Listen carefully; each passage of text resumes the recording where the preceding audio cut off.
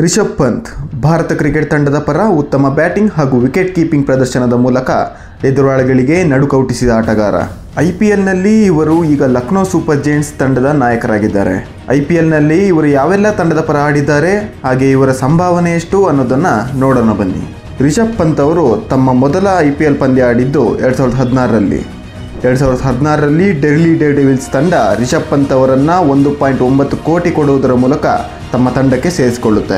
2017ರಲ್ಲಿ ಕೂಡ ರಿಷಬ್ ಪಂತ್ ಅದೇ ಡೆಲ್ಲಿ ಡೇರ್ಡೆವಿಲ್ಸ್ ತಂಡದ ಪರ ಅದೇ 1.9 ಕೋಟಿ ಮೊತ್ತಕ್ಕೆ ಆಡ್ತಾರೆ.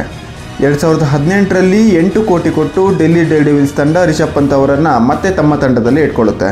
2019 ಡೆಲ್ಲಿ ಡೇರ್ಡೆವಿಲ್ಸ್ ತಂಡ ತನ್ನ ಹೆಸರನ್ನು ಡೆಲ್ಲಿ ಕ್ಯಾಪಿಟಲ್ಸ್ ಅಂತ ಚೇಂಜ್ ಮಾಡಿಕೊಳ್ಳುತ್ತೆ. ಇನ್ನು 2019, 2020 ಹಾಗೆ 2021 ಈ 3 ವರ್ಷ ಕೂಡ ಡೆಲ್ಲಿ ಕ್ಯಾಪಿಟಲ್ಸ್ ತಂಡ ರಿಷಬ್ ಪಂತ್ ಅವರನ್ನು ಪ್ರತಿ ಸೀಸನ್ಗೆ 8 ಕೋಟಿ ಕೊಡೋದ್ರ ಮೂಲಕ ತನ್ನ ತಂಡದಲ್ಲೇ ಆಡಿಸುತ್ತೆ.